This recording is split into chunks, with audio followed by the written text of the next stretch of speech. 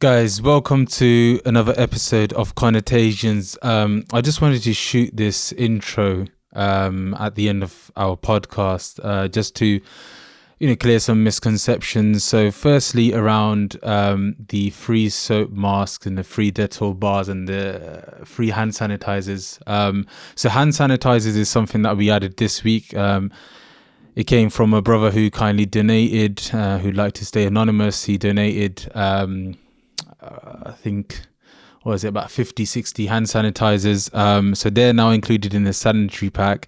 The other thing was the donation before receiving your sanitary pack. So I did specify that it's a non-obligatory donation that you can make on behalf of your parent, guardian, or grandparent, and then obviously send us a screenshot with it, and then we'll send out a sanitary pack to you. However, please note it is non-obligatory, and you don't have to do it. If you don't want to donate, just feel free to reach out to us anyway, and then we'll be sending those out.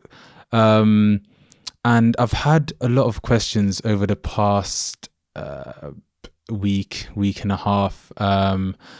People not knowing which charity to donate to and asking me for recommendations. So I did post it on my Instagram story. However, I think it'd be good to announce it on the pod as well, and give some sort of guidance in that regard. So I've identified two charities. One is ziaulummahfoundation.org.uk. So this is a charity who's running a coronavirus appeal in order to support the elderly, the single mothers, and other isolated individuals and families. Now, for a donation of just £20, you can actually donate an essential pack to a person in need. So that essential pack would include things like mother care, so nappies, milk, food, medicine, and then other essential food products like rice, pasta, flour, tinned items, biscuits, soup, cereal, UHT milk. I don't know what UHT stands for, but that comes in the pack as well. So you can donate this just for £20, and your may Allah accept your donation in that regard. The second charity is Al Mustafa. Let me just load up their page. Yeah, so Al Mustafa Trust. This is one charity that I've been promoting. People who asked me for a recommendation, I basically recommended this one because it's one of the ones I could find, which is a initiative set up to also donate face masks, hand sanitizers, and other sanitary products. So this one's a little more a little more cheaper, you could say, where you can donate as little as £5, and it'll be put towards a fund which can donate those products. So yeah, almustafatrust.org. That's ALMUSTAFA trust.org. If you go onto the menu and then onto the coronavirus emergency appeal, some people have also asked that why are you making our elderly parent, guardian, grandparent reach out to you when they're not computer literate? Essentially, that's not the case. It's on yourself. So, which is why we specifically mentioned for your parent, guardian, and your grandparent, you can reach out. You can make the donation, the non-obligatory donation. You can reach out to us, and we'll send that across to you for your elderly parent, guardian, or grandparent. So that's the situation. And yeah, let's get into the podcast. I've been rambling on for 5 minutes. So this is a remote podcast that we filmed with my co-host. So as you know, we all live in dispersed locations due to the lockdown measures. We are having to record remotely, and for that reason, I do apologize if there's been instances in the episode where the audio slightly cut off or gone AWOL. So apologies for that. We are going to work on that. I'm trying to arrange some mics for the brothers that they can use rather than using their headphone mics, in order for us to deliver you guys the best quality possible. So yeah, apologies for that, and let's get into it. Episode 22 of Connotations. Latest news today, Boris Johnson's got COVID-19. And even the health secretary. Yeah, because health secretary is the guys that advised him to take the test, and obviously they must have been in like close proximity or anything. And it turns out both of them have got COVID. Yeah, he was on all the daily live things. It wasn't with him. Yeah, but also Boris was saying that he met some healthcare professionals or NHS like a couple of weeks back, and you know how they were saying the incubation period is like 2 weeks. Is it? Yeah, something like that, between 14 and 15 days, and it kind of shows that he might have got it from there, and he's been carrying it since then. And imagine how many high-profile people he's met since then. Oh, snap. Imagine if Donald Trump's got it. I don't think he's met Trump. I don't think, no, he hasn't. He hasn't met Trump. Not in the last few weeks, anyway. Hey, do you want to put your phone away? Yeah, I'm just doing what you do in every podcast. No, but I was just looking through the slide. We're not together today, so yeah. I was just looking through the slide anyway, just to see what the topic was. As you guys can tell, we're basically doing a remote podcast today. We're all on lockdown. Myself and Aves live in the same house, so we're together. But God, he's a couple of roads across, but we're still adhering. He's scared of police. We're still adhering to those lockdown measures, those fines and stuff we don't want. And are you not actually adhering to it, or have you seen what in the last few days? I have not left my house since obviously before the lockdown. That's not the question I'm asking you. Yeah, of course. Have you met with Wakar in the last week? No. That's what I'm saying. I've not left the house, and he's not come over either. The only time I left the house was the night the lockdown got announced, because I had to collect this equipment from the studio. So you've not left your house at all, not even to go out for a walk or no, nothing, bro. I've been so lazy, just been eating, doing work. That's about it, man. I've been out shopping, went for a walk in the local park. Yeah, it's weird because when you go out, obviously you lot haven't been out, but I went to the park the other day and people are just walking in twos. And I had just outside my house, I don't know if it's because I'm Asian or maybe because they're doing it with everyone, but I had a few specifically white people walk past me and cover their mouths like this. Bro, have you not got a face mask? It's quite strange. Huh? Have you not got a face mask? Nah. I'd send you one if you were over 65. I still need to send your grandma one, but you haven't given me the address despite me asking 3 times. Did you ask for the address? 3 times, mate. Oh, damn. Okay, no, I'll send it to you. Yeah, I need to do some shipments tomorrow as well. Oh, with regards to that, by the way, so I need to clarify a couple of things actually, because a lot of people are assuming that you have to donate to a charity before asking or making a request for a sanitary pack. That's not the case. I specifically stated that it was a non-obligatory donation. So yeah, if you've got elders, you can just message us, and you don't have to donate to a charity. It would just be nice. I've identified a couple. Once I record the intro after the podcast, I'll clarify which charities that you can possibly donate to. But other than that, there's no need to assume. Maybe I've probably just done a bad job explaining it, but yeah, you don't need to. You're not forced to make a donation anywhere. You can, if you've got elderly parents or a guardian or grandparents, you can just request those sanitary packs. But anyway, back to the discussion. So I wanted to talk about working from home, man. I know a couple of us have been used to it for a couple of years. So it's not too different, although my sentiments are that previously, we do work from home, but we've still got that sense of freedom, right? We're able to leave the house, we're able to go to the gym, even if we are working from home a lot of the time.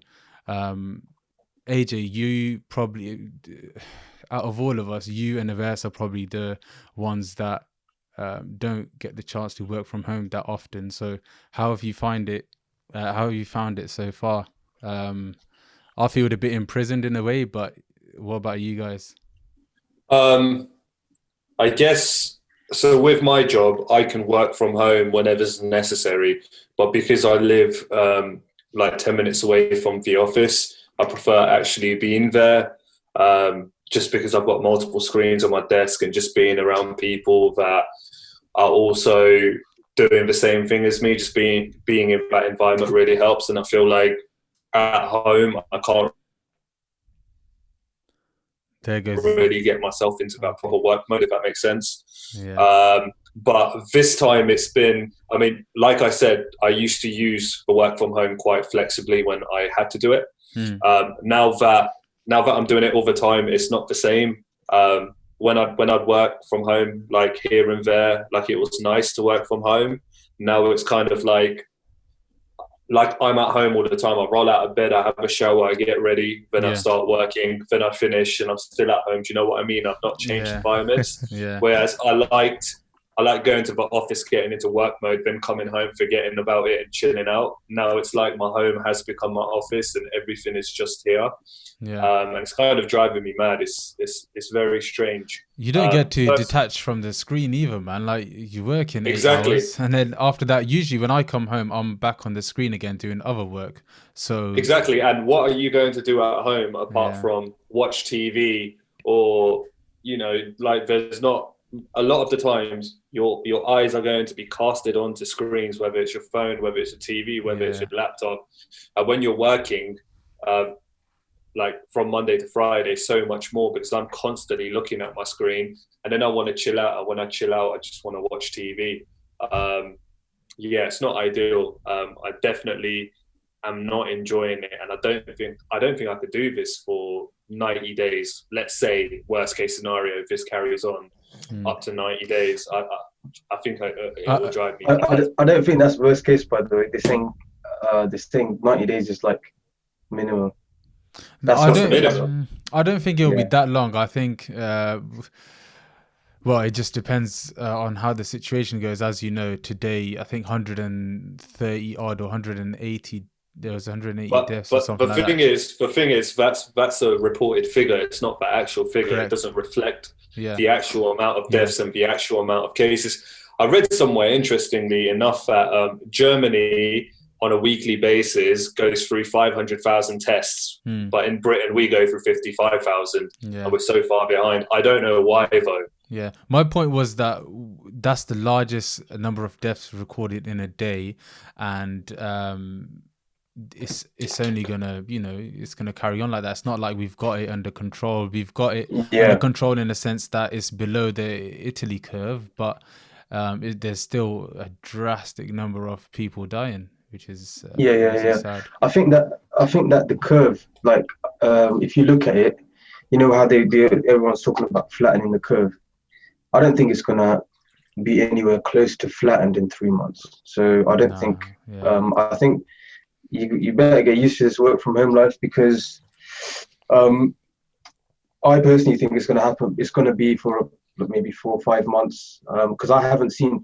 Well, there have been reports of self-test kits coming to the market, and that will change a lot, because people will start testing themselves, and I don't know if it's a good thing. They might test themselves and they don't have it, and they might just I saw that thing on Amazon, and did you see that little you poke it into you? It's like one of them diabetes checking thingies, needles. It's something like that, and but it don't tell you. I think it don't tell you. Yeah, it just tells you if you've got certain fevers, how vulnerable you are. Something like that. Like how likely you are. But talking of things coming into the market, do you know this widespread news that Dyson have started manufacturing ventilators. Now they're apparently, or they conducted a number of conducted a lot of research and manufactured ventilators in a matter of days, but apparently it's not them who have come up with the research and the design and stuff. It's an organization in Cambridge. Now a lot of people are shouting out things like, "Oh, corruption," because there's a number of companies, manufacturing companies in the UK that offered their services, who have expertise in manufacturing ventilators. Dyson don't. They offered their services, but government didn't even, get back to them, or didn't even give them funding. But a lot of people are saying because Dyson and JCB, they're like Brexit supporters, and they're, led by Tories, Tory favouring owners, that what was I saying? I lost my train of thought now. But yeah, they've got those contracts. I don't think that's how it works. I don't think Dyson owns the patents to that, so they probably have enough money to start manufacturing. That company you speak of in Cambridge, they probably have the patents to it, so it's just a matter of these smaller companies sorting out logistics and apparently smaller companies, they didn't even, because as you know, there's a number of manufacturing plants in the UK. These smaller companies didn't even get a look in. They didn't even get a reply from the government. It's just a bit mad. Maybe the government also run a risk analysis, and maybe Dyson was the safest option. I mean, there could be a number of reasons. The safest option. How much is it? Theories flying around. The safest option would be to give it to a ventilator manufacturing company, which they did bid for. They offered their services, their support to do this. But Dyson, who's not even a ventilator manufacturer, they manufacture other things. They were given priority, so that's something I saw, man. I thought I'd share. But I would suggest that. Are you talking about ventilators, as in for air? Those ones at the hospital. Yeah, the oxygen ones. Yeah, big ones. Ventilators give you oxygen. Yeah. Help you breathe. So I would suggest for anyone with elderly people at home, just get a oxygen tank. The oxygen cylinders. Get the cylinders, just keep them at home with the mask, because that's all it is. Because if they do get COVID, you've got air for them at home to breathe, and obviously with the state of the hospitals and stuff, I think it is a good idea to keep those oxygen tanks at home. I'm actually looking for a couple. 15,000 ventilators they produced to fight COVID, and they didn't work. Basically, it's a technology company called the Technology Partnership, TTP, in South Cambridge, who gave it to Dyson to manufacture. So there's a lot of buzz going around this, man. It's worth going for a search and having a look at that. Because I work for Oxford University. Well, I work with Oxford University. I don't like to say I work with Oxford University. They send us daily emails. They send all students, all staff, daily emails about the research that they're doing. Because obviously, Oxford University, they've got their own. They've set up their own sort of mini COVID-19 setup thing that they're doing. So they've got the students that had it in Oxford. They've put them in there, and they're testing and stuff. And they've sent us emails this morning to say, if you're healthy and if you're between these certain ages, you can come and you can get tested for a vaccine that they're trying to produce. Obviously, I'm not going to go ahead with it because I don't know much about. I don't want to die. I don't know much about these things, but they like these small companies. There's a small company in England who actually produced a vaccine for COVID, but they didn't want to disclose their name or location. Because quickly? No, we've been hearing this since ages. China has produced a COVID-19 vaccine, and then Israel and Palestine, America as well. Yeah, America as well. So they are there, but what the day before yesterday in the daily COVID thing that Boris does, I don't know what that's called. They said that they are working with a company, and I think it's the same company, but they're going to give the vaccines to the hospitals. So the people that are already in the hospitals, they're going to use those tests and vaccines on them first. So it's not going to be like commercial. In other news, supermarkets, apparently, I've not been to one since, like I said, I've not been out. I went to one this morning. Yeah, and apparently they've started to restock well. People obviously not hoarding anymore because they've got these policies in place. There's distances of like 6-7 meters per trolley, which is pretty cool. But at the same time, people are still not wearing gloves when holding those trolleys. And I actually wore latex gloves, those disposable ones when I went this morning. And we got there early because we've been going to the supermarket a few times in the last couple of weeks and we haven't been able to get anything. So I thought, let me go just before it opens. So I went to Aldi. Aldi opened at 8 a.m. We got there about 7:30 and we queued up. There were maybe like 2 people in front of us. Yeah.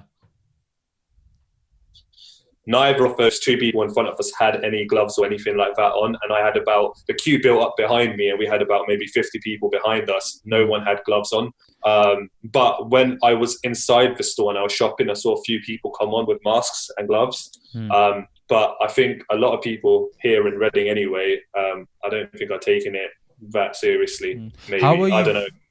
How have you found the situation with World Foods? I don't know if you shop for like atta and stuff. I don't know if you make roti. There's nothing, man. There's nothing. I went to Asda the other day because I needed to get, those big containers of vegetable oil.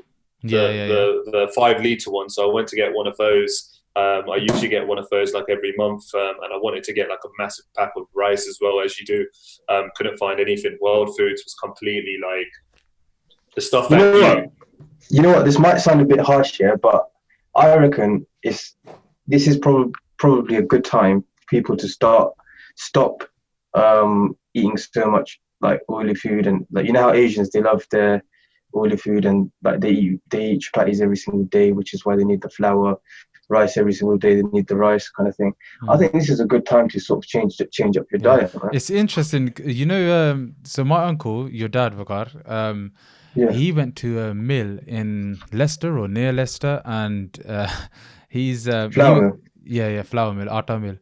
And these are the people that manufacture for like Elephant and all these other big brands. So he was saying that a lot of people are coming, they're giving them obviously fresh atta, but they're limiting it to one person, and they're also taking like car registrations and not letting that person or that vehicle come back for another 7 days.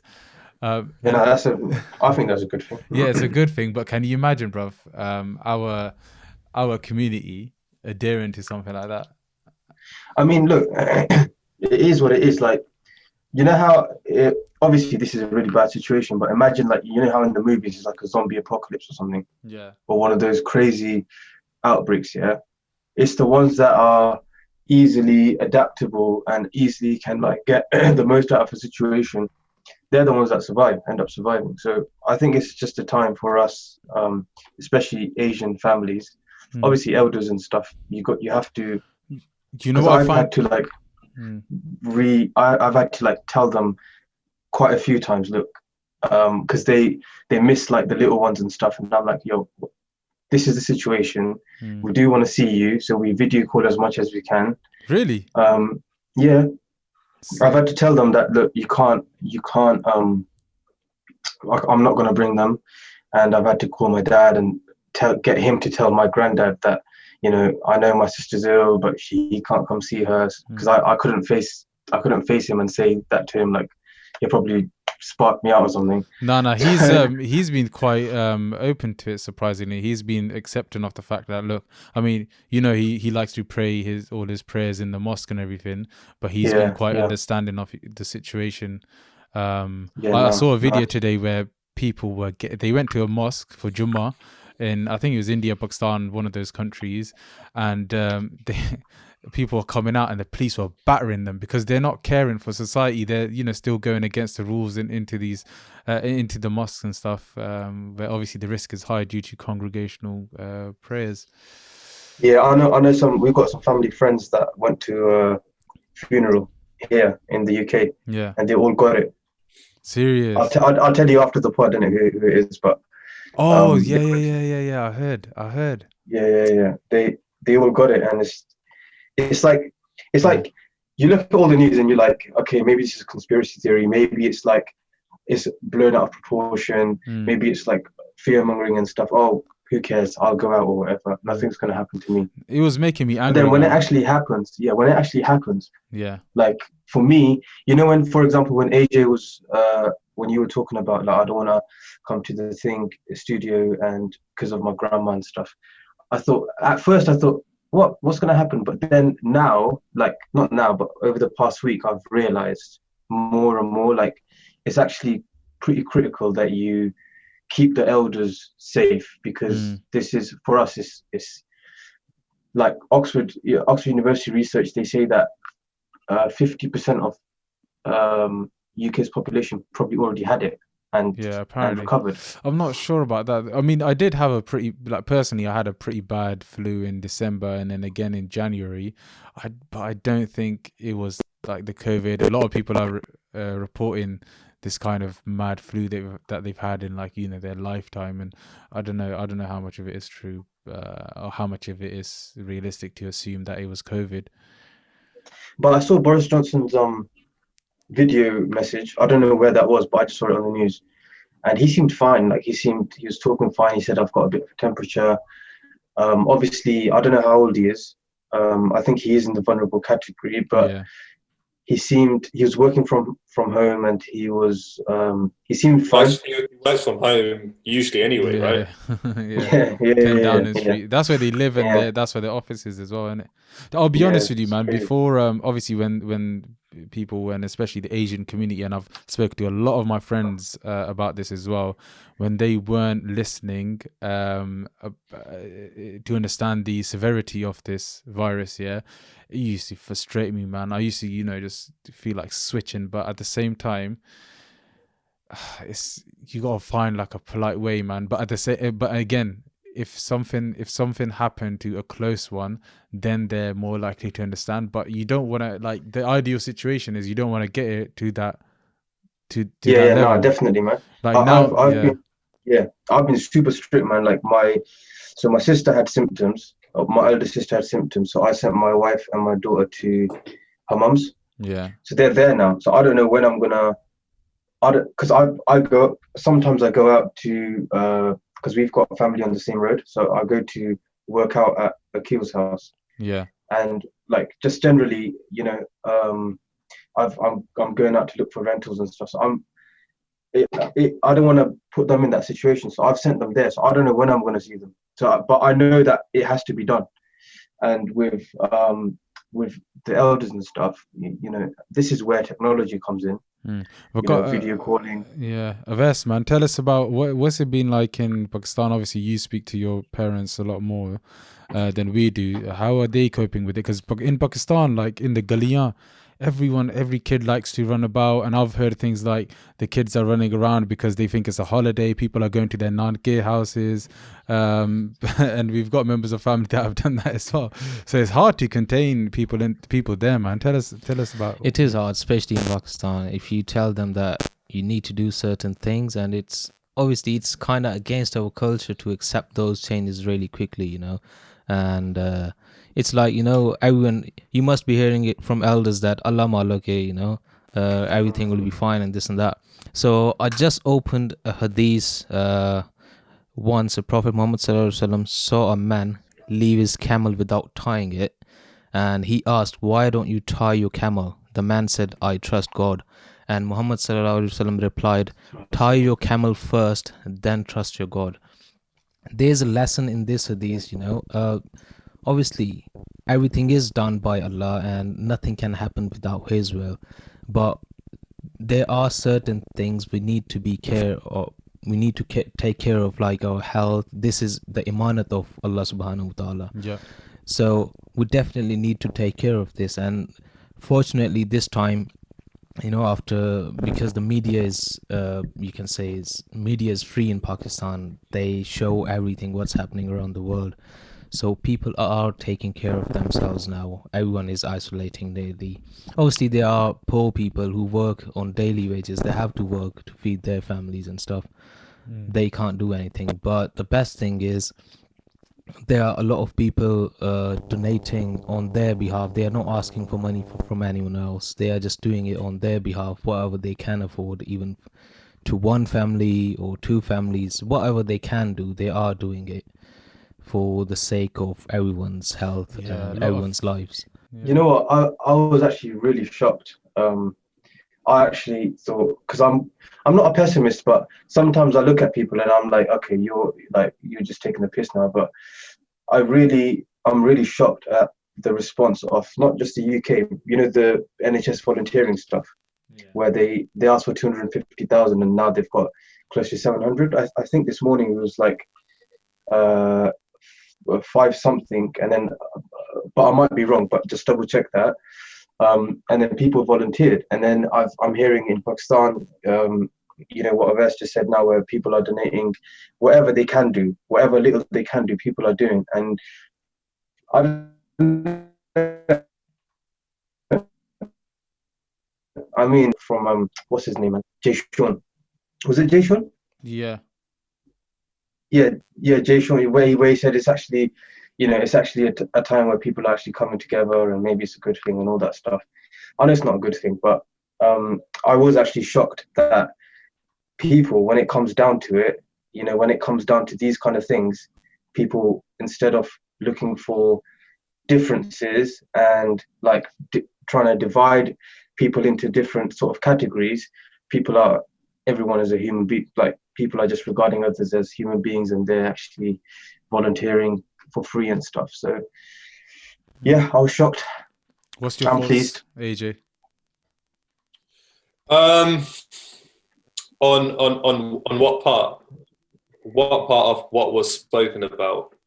Do you want my I'm thoughts? just checking if he's listening. No. I was listening. I was listening to what Aver said about Pakistan, and I listened to what Gar said about Jay Yeah, Sean as well. just the fact that people are finally adhering to the guidelines, the measures. You know how people started going out to beaches and stuff like that first, and parks and this, that, the other. There's obviously a large number still that are, you know, are a bit careless, but Do you know what? My next door neighbours, I've had a few issues with them because since I moved into this house, they've thrown like late night house parties, and guess what? Guess what they done last night? what They were partying. again? They were partying last night, and I could hear like shouting, screaming, celebrating. There must have been about 10 to 15 people in that house.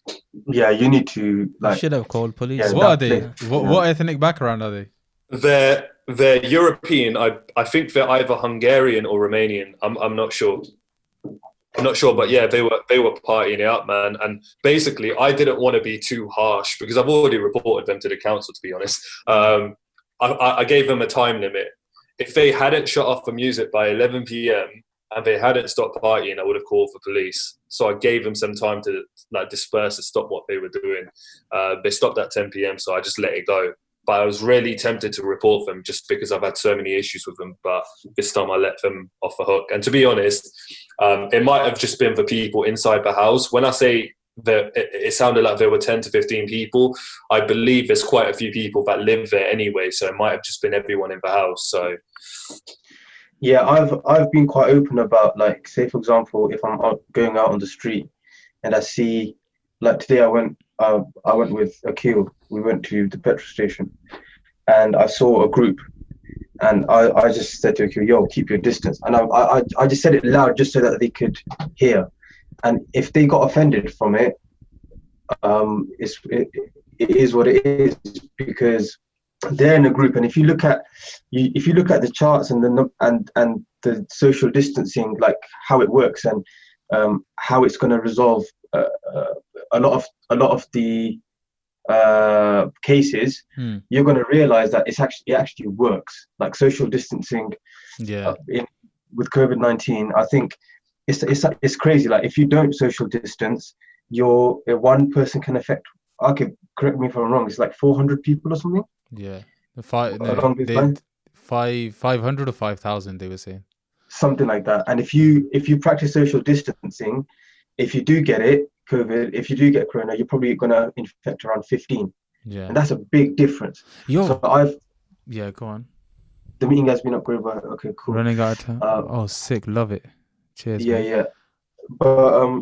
But yeah, like I've been quite open and quite brash I was just about to say, about bruv, letting people know, you know.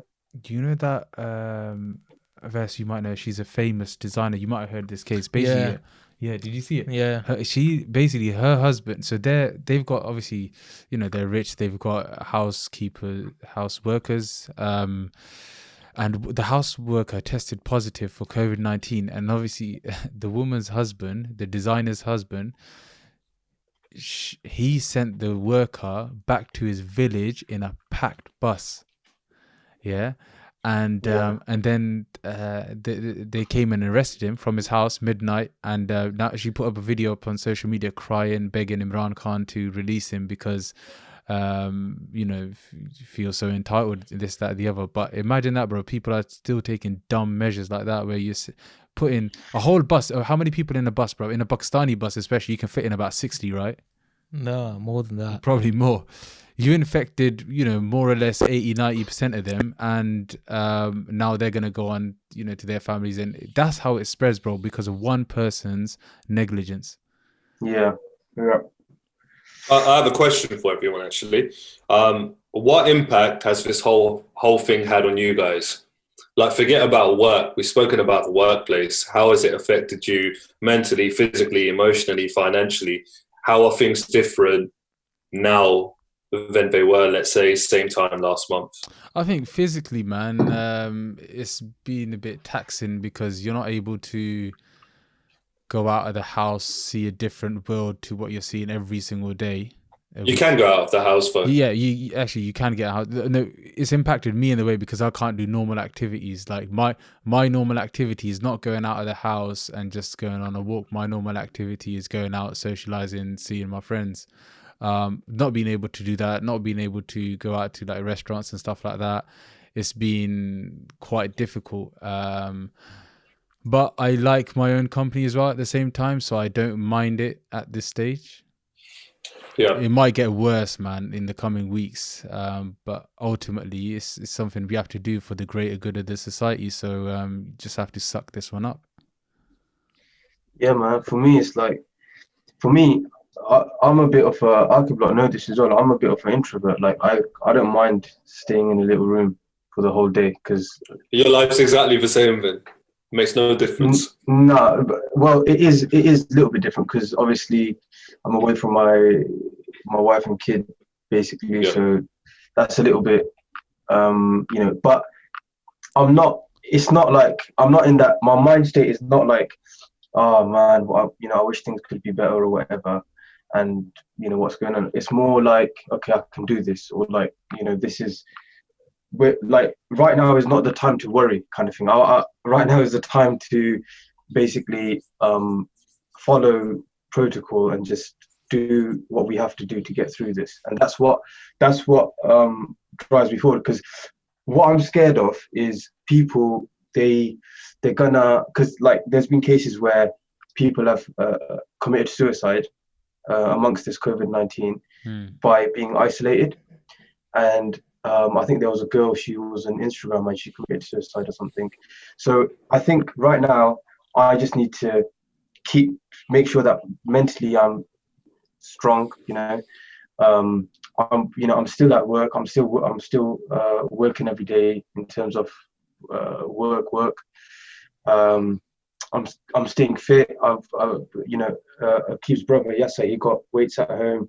I go to my other cousin who lives down the road. He's got weights at home, so I go to his every single day, morning and evening. There's weights literally right like a foot away from me, and I've touched them once. It's like, even though it's in your room, you're just mentally in a way that you're just, you know, you're just a bit. You gotta get out of that. You have to get out of that mental state. You have to, otherwise, you know what's gonna happen? People are gonna hate this. They're gonna really despise this isolation thing. People are gonna start going out again, and it's gonna come back. it might get a lot better. The curve might flatten, but people are going to just mess it all up by going out again because they can't take this whole isolation thing. Do you know the? Yeah. So I mean, on the topic of mindset, I think that's probably going to be one of my biggest challenges. Only because I've been working non-stop for the past 2 years, and a month ago I booked to go Umrah with Dubai, and I had to cancel that. Otherwise, next week I would have been in Saudi. And then after 2 weeks, I would have been in Dubai for a week, and then I would have come back refreshed. I've still got all of my work holidays, and now we're in lockdown. Like I don't know when I'm going to be able to go on holiday next, or when I'm going to be able to have a break, if that makes sense. And it was something that I was really looking forward to. And now it kind of feels like I'm imprisoned, which I get. Like, it's understandable. Like, there's a pandemic going on, and I have no choice.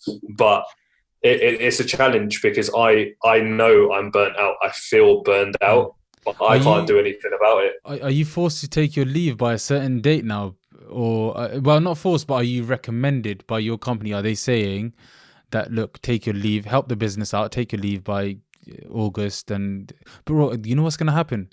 People are they're obviously gonna stockpile their leave, and they're gonna take it all in like September, October, and then obviously businesses won't really be able to cope. So the problem with my leave is my holidays refresh in September.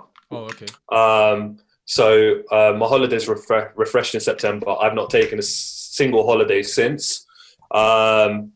But I see no point in taking a holiday, because what am I going to do? Just sit at home and not work? Whereas if I'm not on holiday, I'm sitting at home and working, so I've got something to do. And with our holidays, it's either you take them or you don't. They don't follow through onto the next year. It's unfortunate. And like, even with Ramadan, there's no point taking holidays, because it's not like I can go to the masjid, or I can go and have an iftar at my family's house and stuff like that. Like, I'm very limited to what I can do. What about you? What about you? How has it impacted you? So I think this is the first time I've started working at home. I've never really worked at home, so it's a bit of disturbing. Like, the first thing I do, before I used to get up 2 hours early at 7 and leave home at 8, have to do that. But now I just open my eyes at 9 a.m. and just sign in. So that's how it's going on now. But, there are different aspects of this pandemic. The second one, obviously you have all talked about those which we all are going through, but there's a second aspect of it is Allah angry with us? Like, we can literally feel the pain of Palestine, Kashmir, Syria, and all the people who were going through a lot previously, and no one has openly spoken about it. Like, they did speak about it, but they didn't feel their pain. As in we are feeling their pain right now? Do you mean in the sense that obviously Syria, Palestine, if you leave your house, you have the threat of, even if you don't leave your house, you have the threat of being killed? But in what sense do you mean?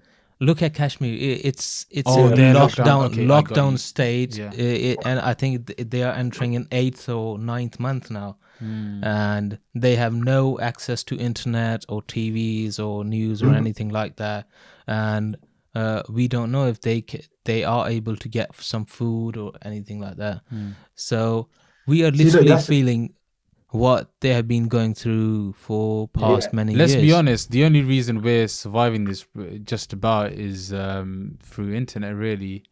We're still able to keep those relationships. If we didn't have that, like the people in Kashmir who are locked down, we'll be struggling. That's what I mean by that. You could use that to sort of change your mindset and just come to terms with it a little bit more and have a bit more positive mindset. Because what I've just said, so those guys there who've been in lockdown for 8-9 months now, I've seen videos where they're mentally, they're a lot more stronger than us. If we were in their definitely they are, if we were in their position, we would crumble. We would sit in a corner and cry. So we'll probably kill ourselves. Yeah, probably kill ourselves. I mean, people have committed suicide because they're in isolation here. I know mental health. Some people, mentally they've got mental health issues and stuff. But after all this passes over, I wonder whether people will remember the feeling of being isolated, and remember those in those parts of the world where people are going through that every single day, or will it just? I have a feeling that the world, their mentality towards other third world countries and stuff will change a little bit, because they're experiencing a little bit of what they experience, and maybe that's a good thing. Not even close. What they're experiencing is a lot worse. I read somewhere, I think someone put up a quote where they said, what we're going through now, on our list of worries, it might be number one, but in places like Syria, for them, it's like 8th or 9th or 10th on their list of worries, because they've got so many other things to worry about, like starvation, like, getting bombed, seeing, their family members die. So to be honest, this is nothing compared to what other people are going through. Yeah, and I think if you imagine, if you put yourselves in the shoes of somebody who's in, say, for example, Syria, who has to look after their family and stuff. At least we are in the comfort of our own homes. And let's be honest, I know there was a little bit of a panic around stores not having toilet roll and whatever, but in the grand scheme of things, it's actually quite minor. Like the situation we're in right now is actually, it's a pretty safe situation. All they're asking us to do is stay at home, and we've got a roof over our head. And I get the things where people, they want to socialize, and we live in a very social society. I understand that, but if you just compare yourselves, and I'm not saying this to put anyone down, but I'm just saying for your own mental health, or for your own just to get your days by, if you just compare yourselves and put some responsibility on yourselves. For example, our elders or our families, keeping them safe. This is a time for us to be the the men of the house. Yeah, we have to be in a position where the people that aren't understanding these things, like our families and stuff, we're like a pillar for them, and that will get your day by, and your day will you won't feel it as much, if you think of it that way.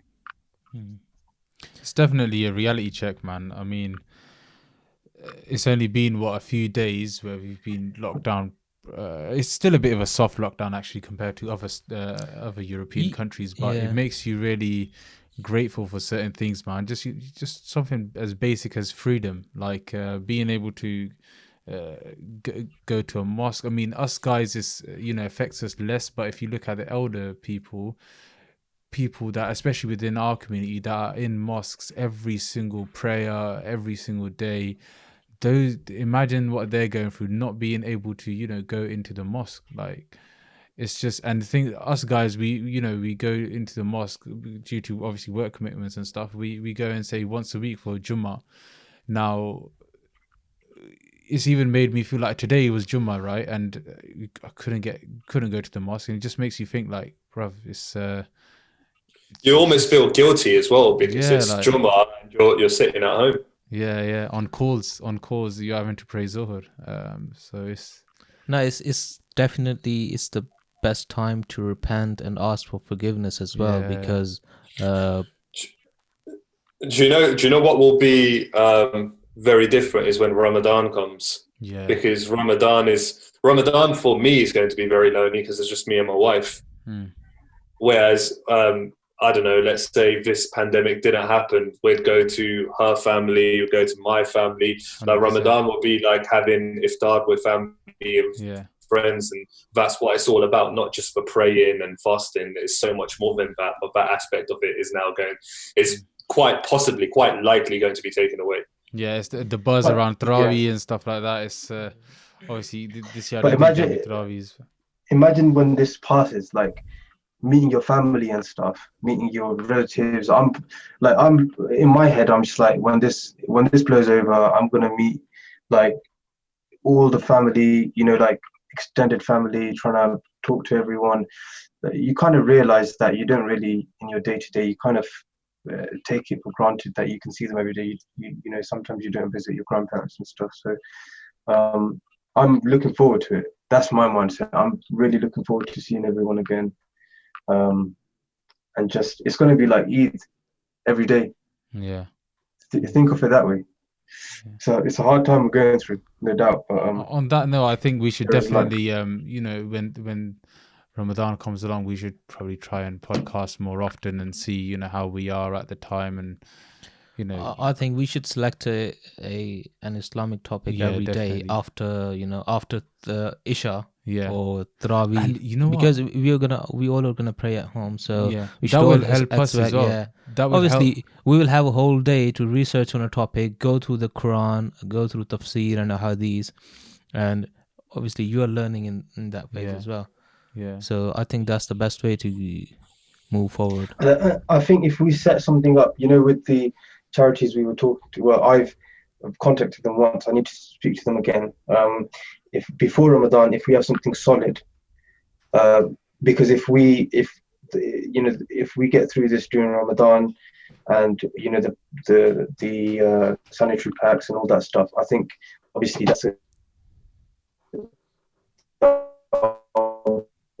good, and it'll just be a time. It'll just be a better time. People are going to be in that mindset of, you know, let's help people out. It's Ramadan, you know, there's charity and all that stuff. So if we have something set up before then, that would be definitely good. And also we need to make a conscious effort of probably trying to get guests on as well, because I imagine a lot of people that are, say, dispersed globally, even they'll be at home during Ramadan. They'll be working from home, so we might be able to get some, you know, keynote people to, you know, come and have a chat with us, or us, you know, having a chat with them, and it'll be beneficial for audience rather than us trying to research on a topic perhaps that we've never really looked at before and trying to deliver value from it. We can get someone who's knowledgeable to, you know, put in some insight, guide us as well. Okay. Brothers, thank you very much for joining. And before ending, we actually forgot one thing. We were going to say that to our audience, that please, if you can, go there and apply for NHS volunteer. Because it's very much needed in these days, and even you can do anything, any little thing that would help our society or the people around us. So you should definitely do that if you can. There's you know, you can we can only do this much, so it won't take much of your time and effort. In terms of the volunteering, there's you can do very minimal stuff, like for example, you can take phone calls and make phone calls to vulnerable people who are isolated and elderly and stuff. So when you apply, there's a list of 4 things, I think. One of them is delivering 3 things. Was there 3 things? So one of them is delivering medicine from pharmacies to hospitals. And the other one was speaking to people over the phone, which, you know, we're isolated anyways. There's nothing, you know, you can't lose anything out. Is that just to have a chat with them, or you know, there are some people who are lonely. Oh, and okay. The third thing is delivering groceries to the people who can't go out, like elderly people or maybe. No, I think elderly, and I think it's for the NHS staff as well. You can drop them off and stuff. If you're up for that. You know, at work we've got so in the morning 8:45 till 9 we've got a virtual coffee and everyone's on video and stuff like that, and then at 12 we've got another check-in, just to, you know, stay connected as a consulting team.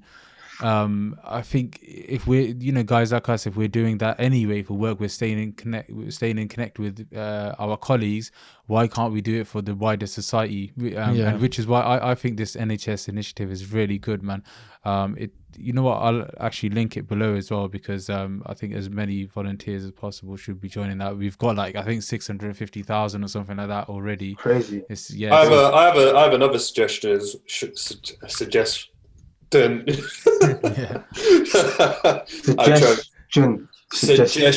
It must be all the isolation getting to me. Now that we're doing this virtually, we could potentially get on get on some guests as well that might want to, you know, get involved. That might. Malcolm just said that, I fam. was saying that Did you, he say that? yeah, you switch I off. obviously wasn't paying attention. You switch off bare, man. Yo, it might be that thingy. You know, you were saying, I think you were saying it in one of the pods that you sometimes randomly switch off. Yeah, that's what I mean. Like, I'm so burnt out that recently, the last few months, I keep switching off, but that's because I'm mentally tired. I'm very tired mentally. I need a break, man. Yeah. But I'm not going to get it. Bruv, inshallah, you know what? I'm going to miss a lot of food as well. So basically, what we should do, yeah, once this is over, we should book a trip to Dubai, just eat there and, you know, have a good holiday as well and come back. How Let's about see. that? Let's see. There's light Let's at see the what end of the happens. tunnel, man. There's light at the end of the tunnel. Yeah, let's get through it, inshallah. Okay, guys. Anyways, guys, stay safe and take care of your family members. Oh, that's a common thing to say nowadays. After everything, I mean, even emails, calls, everything. Stay safe. Stay safe, like a robot. Yeah, I'm not going to say stay safe. I'm going to say take care of yourselves and keep healthy.